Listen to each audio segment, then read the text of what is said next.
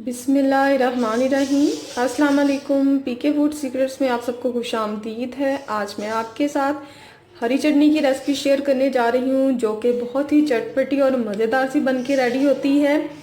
जैसे कि रमज़ान स्टार्ट हो रहा है, उसमें भी हरी चटनी का बहुत ज़्यादा इस्तेमाल किया जाता है। उसके अलावा गर्मियाँ हैं और गर्मियों में भी हरी चटनी यानी रायता बहुत ज़्यादा शौक़ से खाया जाता है। आप इस चटनी को बना के रख लें और इसको मैं आपको बताऊंगी कि आप इसको किस तरह से ज़्यादा देर तक महफूज करके रख सकते हैं।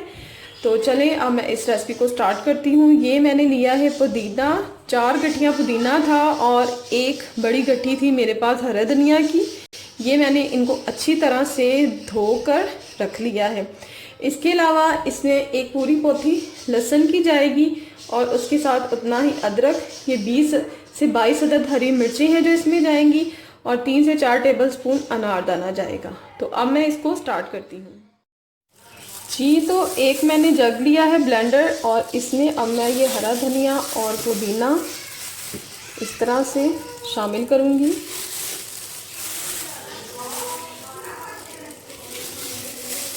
इस तरह से ये मैंने शामिल कर दिया है। थोड़ा थोड़ा करके मैं इसमें ऐड करती जाऊंगी और इसके साथ ही इसमें मैं ये थोड़ी सी मिर्ची ऐड करूंगी और अब मैं इसमें शामिल करूंगी अदरक लहसुन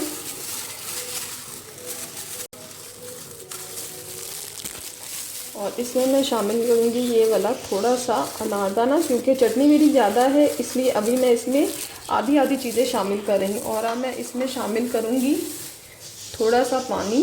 बिस्मिल्लाहिर्रहमानिर्रहीम। पानी शामिल कर दिया है और अब मैं इसको ब्लेंड करूंगी।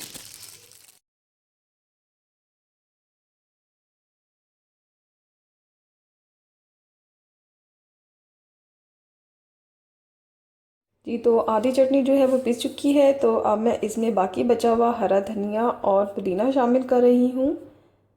क्योंकि चटनी ज़्यादा थी इसलिए मैंने आधा आधा करके इसको ब्लेंड किया है। ये मैंने पुदीना और हरा धनिया शामिल कर दिया है। अब मैं इसमें शामिल करूँगी बाकी की बची हुई हरी मिर्चें, अदरक लहसुन और अनारदाना जो बच गया था वो शामिल करूँगी। और थोड़ा सा मैंने हस्बे जायका इसमें नमक शामिल करके इसको अच्छी तरह से पीस लिया था। बहुत अच्छी तरह से फाइन पीसना है जी। तो मज़ेदार सी चटपटी हाशमेदार हरी चटनी बनके रेडी है। तो अब मैं आपको बताती हूँ कि आपने इसको कैसे फ्रीज करना है। आपने आइस क्यूब की ट्रे लेनी है जिसमें आप बर्फ़ की टुकड़ियाँ जमाते हैं। उसमें आपने चटनी को पीस के उसमें आपने इनको डाल देना है और इस तरह से ये जो चटनी के क्यूब्स बन जाएंगे और आप इनको फ्रीज़र में स्टोर कर लेंगी। इससे बहुत ज़्यादा आसानी हो जाती है। जब भी चटनी की ज़रूरत हो तो क्यूब्स निकाले चटनी के और इसको यूज़ कर लिया।